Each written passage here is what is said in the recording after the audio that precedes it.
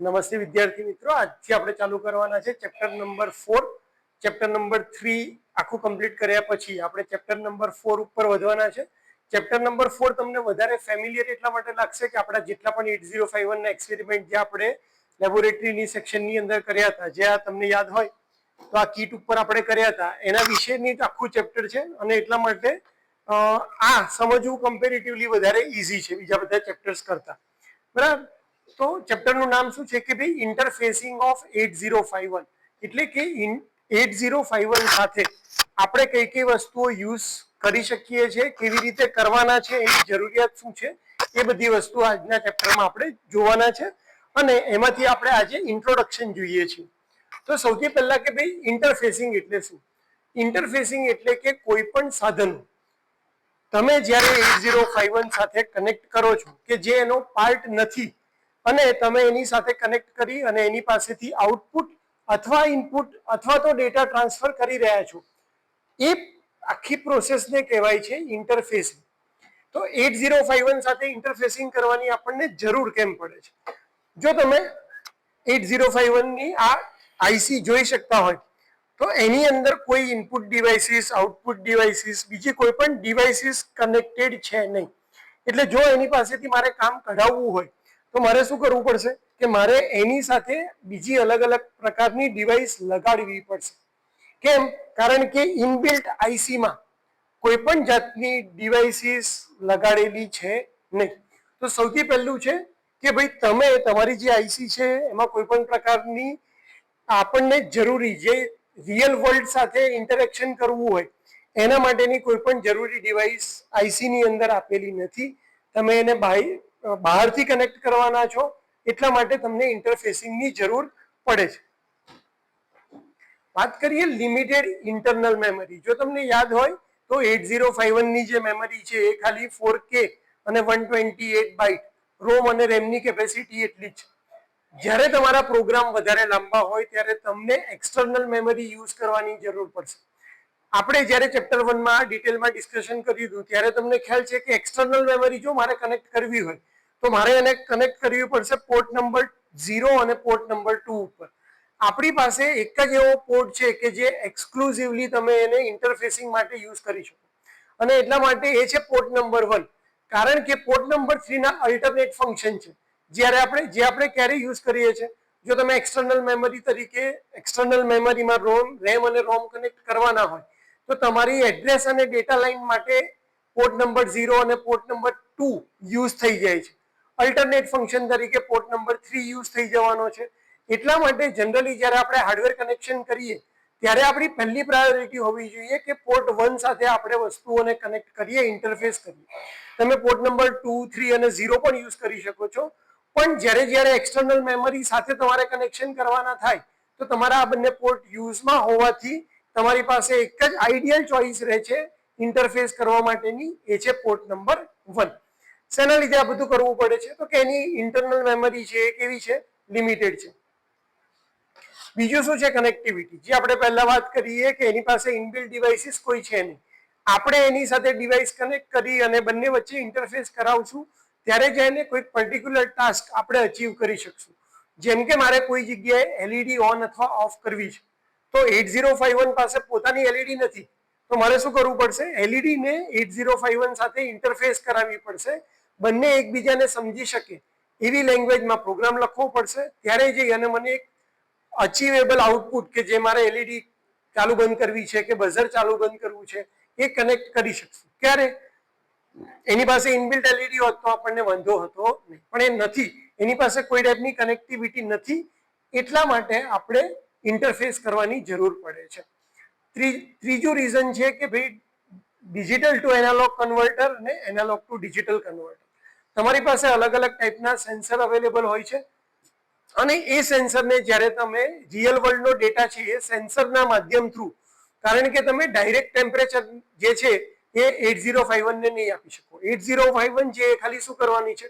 Digital value as a input તરીકે લેવાની છે.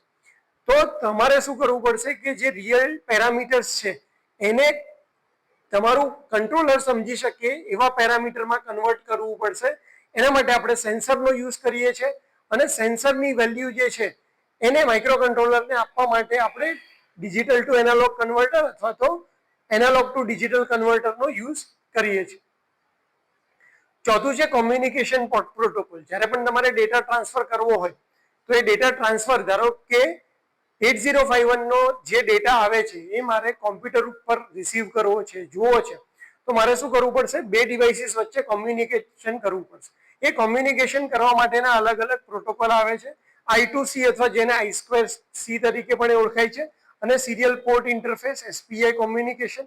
તો અલગ અલગ ટાઈપના કોમ્યુનિકેશન જ્યારે કરવા હોય ત્યારે પણ તમારે બે ડિવાઇસીસ વચ્ચે ઇન્ટરફેસ કરવાની જરૂર પડશે. કયા કયા ટાઈપના ઇન્ટરફેસ આપણે કરી શકીએ છીએ? તો ઇન્ટરફેસિંગના પણ અલગ અલગ 4 ટાઈપ છે. પહેલું આવે છે ઇનપુટ ઇન્ટરફેસિંગ. ઇનપુટ ઇન્ટરફેસિંગ એટલે કે જેની મદદથી તમે ડિવાઇસમાંથી સિગ્નલ માઇક્રો કંટ્રોલરને મોકલી રહ્યા છો.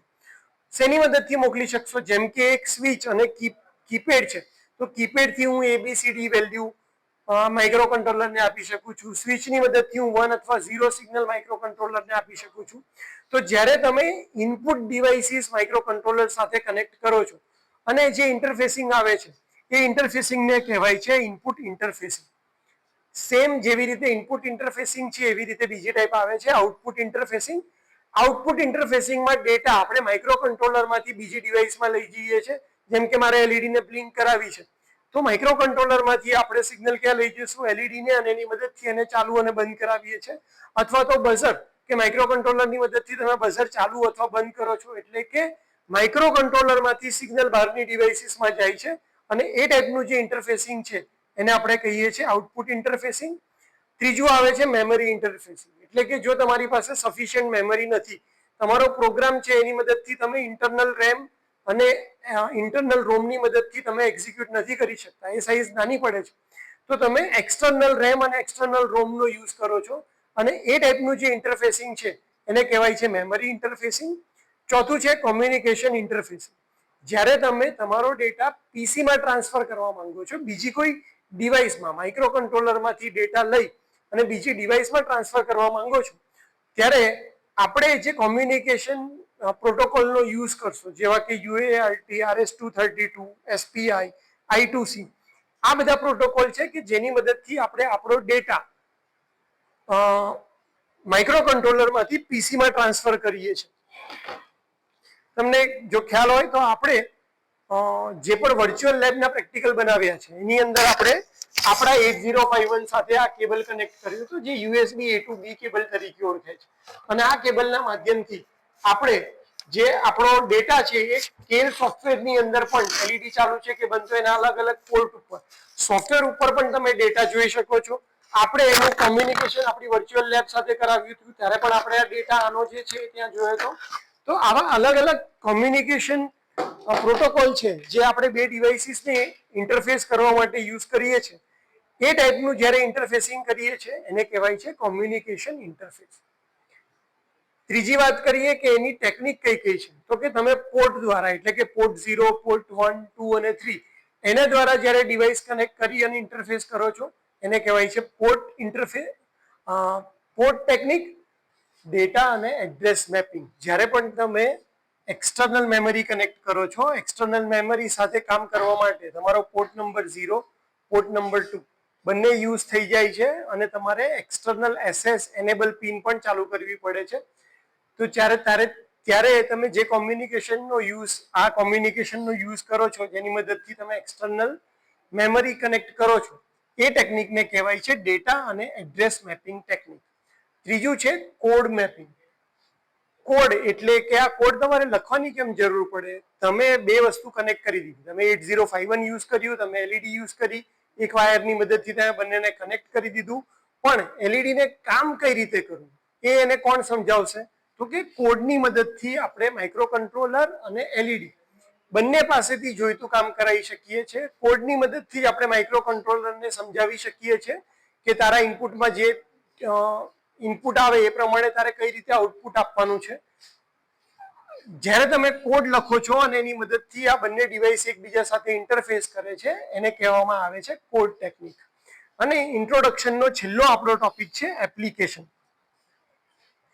ઇન્ટરફેસ કરીએ છીએ તો એના માટે જો હું હાઈ લેવલનું, કારણ કે રિયલ લાઈફ માં તો તમે ઘણી બધી વસ્તુ કરી અને એક સારું આઉટપુટ લાવતા હોય છે. જેમ કે જો હું રિમોટ કંટ્રોલની વાત કરું તો રિમોટ કંટ્રોલ એ આદર્શ એક્ઝામ્પલ છે 8051 ના ઇન્ટરફેસિંગનું, કે એની અંદર એના કીપેડ સાથે ઇન્ટરફેસ થાય છે, એલસીડી સાથે ઇન્ટરફેસ થાય છે, સિરિયલ કોમ્યુનિકેશન યુઝ થાય છે.